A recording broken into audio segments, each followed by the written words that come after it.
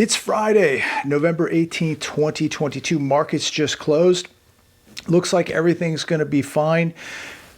It is absolutely amazing when you watch the markets and how they are cheerleading these markets, continuing to tell us on the television daily that everything is okay.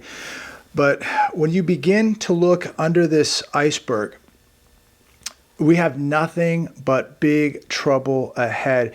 Major red flags. And it's as clear as day. You can read this stuff all day long. Here's one on CNBC. Home sales fell for the 9th straight month in October as higher mortgage rates scared off potential buyers. Sales of previously owned homes dropped 5.9% from September to October. This is the slowest pace since December of 2011. This is a huge economic red flag.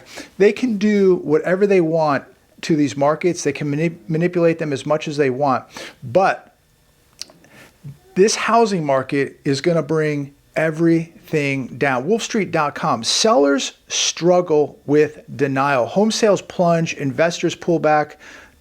Prices drop 8.4% in 4 months. Active listings and price cuts rise further. Sellers struggle with denial, ladies and gentlemen. Homes will sell at the right price. The problem is sellers cannot believe what the right price is now. They're going to have to come way down. Last year, they were asking anything they wanted. 20% over asking price, and people were buying the house. Investors were buying these properties. Well, the investment money has dried up. A lot of the free money, the cheap money has dried up, and now everything is changing. So again, homes will sell at the right price, but buyers are having a hard time now accepting the right price. And I believe, and this is just my opinion, sellers that hold on too long are going to lose very bad. There's a lot of greed out there. There's a lot of sellers out there in denial. There's sellers out there that believe that this market's going to bounce back, that next month everything's going to be okay. If you're looking to buy a house right now today, I would be offering 25-30% less. Now, I'm looking down south right now. I'm talking to some real estate agents. I'm talking to some lenders. I'm talking to people that I know in the southern part of the country, and it just hasn't hit the sellers yet, but it is going to hit the sellers, and there is going to be opportunity coming. And if you made an offer today at 25 or 30% below listing price, if somebody says no, who cares? The thing is, that seller may look back a year from now and regret that he didn't take your offer at 25 or 30% below the listing price today. But things are going to begin to change. And the smart sellers who are going to wake up and realize what's happening, knowing that they need to be the next sale to get out because they don't want to stay on this ship till it sinks. The smart sellers are going to get out. They're going to wake up and they're going to adjust price, and they're going to take a good offer right now and get out. And leave the rest of the neighborhood to fend for themselves. You want to be the next sale. To me, and this is my opinion, and just from the data I'm looking at and the conclusion I'm drawing, is sales are going to continue to go down, and sellers that hold on and wait longer are going to lose more money. Buyers need a 6-figure income to afford typical home, report finds. This on CNBC today. Buyers need to earn, get this, $107,281 to afford a median monthly mortgage payment of $2,682. 12 months ago, you needed to make $75,668 to purchase that same home. That's up now 45.6% from a year ago. That's how much more you need to earn right now to be able to afford that monthly median mortgage payment of $2,682. You need to make $107,000 versus last year making $75,000. Things are changing. So something's going to have to give here, ladies and gentlemen. And to me, it's going to be the sellers that are going to have to give in here. It's going to be the sellers that lose. Look, they've won over the last couple of years here. They've done very, very well. And to the people that just thought it was going to go up forever, greed's going to get you. I've seen this movie play out before, And a lot of people still in denial, still hoping that things are going to turn around. They are not going to. 60% of Americans are living paycheck to paycheck, heading into peak shopping season. This on CNBC today. It seems like every week CNBC comes out with this article where Americans are living paycheck to paycheck, 60% of Americans. My question is this: who's going to buy all this retail inventory this holiday season? Now, yes, I know a lot of people are going to use credit cards and they're going to shop to their heart's desire, and they're going to get deeper and deeper and deeper into debt.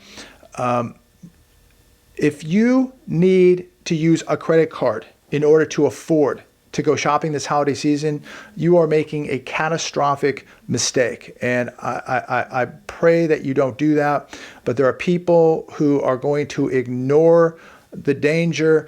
They're going to take on more debt. Again, we have a lot of people in denial, a lot of people that believe everything's going to be okay, that they'll get a better job next month, next year, pay this back, that things are going to turn around. I don't think we're going back to any type of normal, ladies and gentlemen. I don't think things are going to turn around. I think they're going to get much worse. But going back to this, who is going to buy all this retail inventory sitting at the Walmarts, the Targets, the Kohl's, etc.? Who's going to buy it? And who's going to buy up all these cars, new cars and used cars? Who's going to buy all these overpriced homes when 60% of this nation is living paycheck to paycheck? How do you sustain any kind of economy where 60% of the economy is living paycheck to paycheck? And I think it's even worse than that. Carvana to slash 1,500 jobs, cites economic headwinds. This is going to be more problems, more layoffs, more people in jeopardy of losing their homes. Carvana earlier this year laid off 2,500 employees, now another 1,500. It's not a good sign for the used car market, certainly not a good sign for the housing market, because if people aren't working, they don't have a job, they don't qualify for a home, they can't afford a home, no matter what the price is. Here's another one from CNBC. Employers are planning pay increase of 4.6% in 2023, slightly above this year's 4.2%, study shows. Problem is, we have CPI at 7.7%. We know that real inflation is probably 18 to 20%. So you get a wage increase of 4.6%. You are still losing. You are still losing. Not going to help. Another article I want to share with you coming from The Hedge today. It's titled, "Wealthier Shoppers Flocking to Walmart as Inflation Bites." Now, Walmart just announced better than expected third quarter sales growth. And most of this wasn't in their retail department, it was in their grocery department. Turns out wealthier shoppers are flocking to Walmart to make ends meet.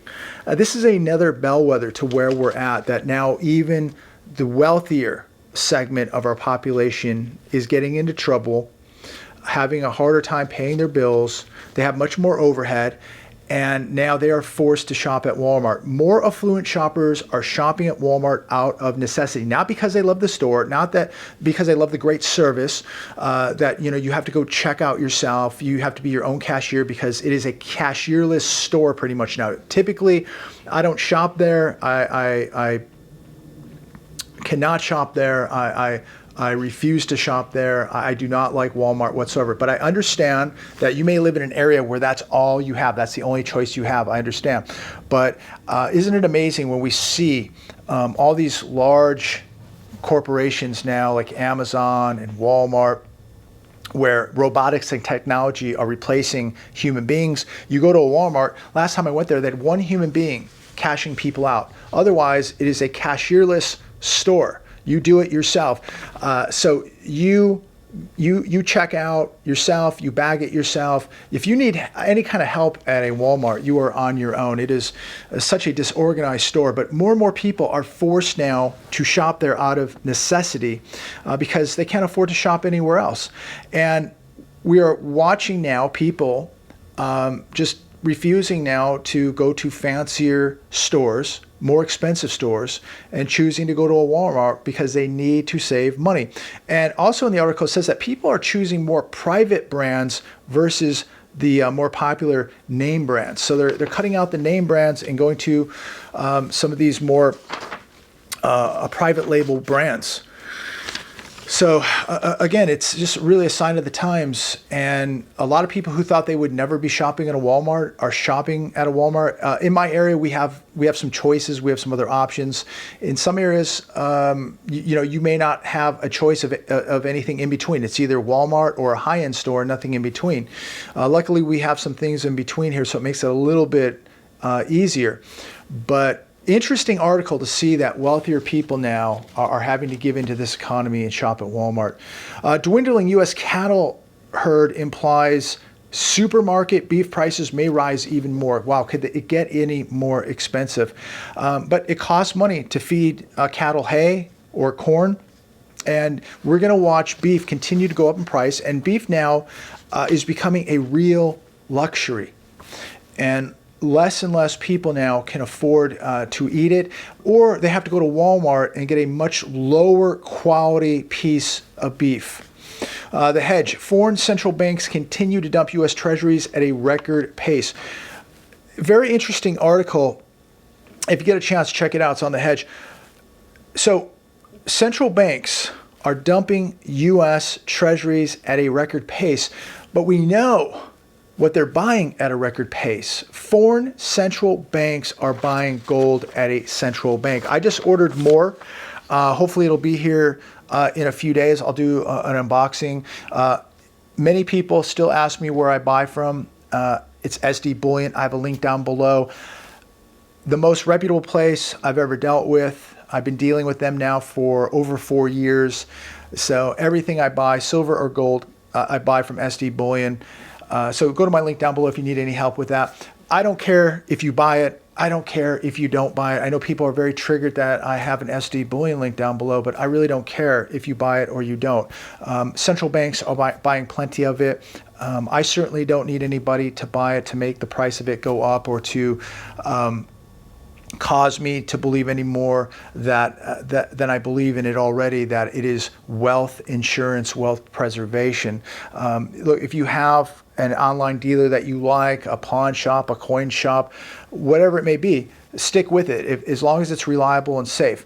Again, to the people out there who are concerned about, that I buy from SD Bullion and that I promote SD Bullion, I don't care where you buy it from. I don't care if you buy it or you don't. That's up to you. We are at a point in time right now where it doesn't matter to me if you buy it or you don't. I'm going to continue to buy it. That's what I do. I buy gold, and I buy silver, and I buy mostly gold, and I buy from SD Bullion because I believe in it. Just like I believe you should have food, you should have water, you should have security, you should have a trauma kit, you should have extra vitamins, you should have extra flashlights, batteries, training, mindset, everything. I believe in all these things. So I do believe that you need to have real hard assets, especially with what we just saw happen with FTX, what we're seeing happening in cryptos. We are living in a time where you need to be holding real things, a time where I think we need to get back to simplicity, a time where I think gold and silver are going to really matter. Look at what central banks are doing. They're buying it by the tons. So why aren't you? If you're concerned about what's happening, if you're concerned about protecting your wealth, do what the central banks are doing. Be your own central bank. Central banks, both the Fed and foreign, have morphed from the largest buyer of treasury notes and bonds over the past 2 decades into the largest sellers and into the biggest buyers. Foreign central banks are now the biggest buyers of physical gold. Japan and China sold $118 billion of treasury notes and bonds in September alone. What do they know that most people don't? The Fed knows what's coming, ladies and gentlemen, better than the average American does. They can see the flood of US dollars returning to America. Asia is slowly disconnecting from the US monetary system. Say goodbye to easy money. Say goodbye to easy times. Welcome to the new world, ladies and gentlemen. So, if you just want to save up cash, if you just want to invest in an overvalued stock market, if you want to invest in an overvalued real estate market, overvalued bond market, do whatever your heart desires. Me personally, and this is just me, I do not give financial advice. I come out here, I think out loud, I talk with all of you, I read the comments. And I'm doing what many of you are doing. I'm buying gold, I'm buying silver, I'm putting cash away, I'm putting supplies away, I'm walking close to God because things have already broken. The train is off the rail, ladies and gentlemen. It's off the rails. And this thing is going to get, I think, extremely bad. I don't think people really understand what is coming. If they did, they would be preparing right now. They wouldn't be out Christmas shopping. They wouldn't be out going to football games and basketball games. They wouldn't be out gambling. They would be preparing. And people have a very, very hard time understanding and seeing what is right before their very eyes, what is happening right now, how we are just watching this economy continue to implode and be dismantled, really. It's just literally being dismantled right before your very eyes. And people just refuse to give up their lifestyle. They refuse to stop the party. And that's okay. That's going to be up to them. But these are the people that at the end are going to lose it all. They'll lose their houses, going to lose their cars, going to lose their retirements, they'll lose their pensions, they're going to lose everything that they had or thought that they had. Many of these people, everything they have is on paper or a computer screen. You now have to think about what you are holding in your hands, what you can get to and grab and hold with your hands, because that's going to be value. That's going to be what counts. I'm going to leave it there today. God bless every one of you. Please give this video a thumbs up, share this video, and make sure that you subscribe to this channel. Things are not looking good, ladies and gentlemen. I wish I had good news. I really do. If you have some good news with regards to the economy and the direction that the country is heading in, please comment down below. Give us the good news. We could use some good news. I'm a realist. I just report the data. I report the numbers, and that's what I'm doing. And I'm just giving you my opinion here of what I see happening. And it doesn't look good. It really doesn't. So be preparing, be walking close to God, and look forward to speaking with all of you very soon.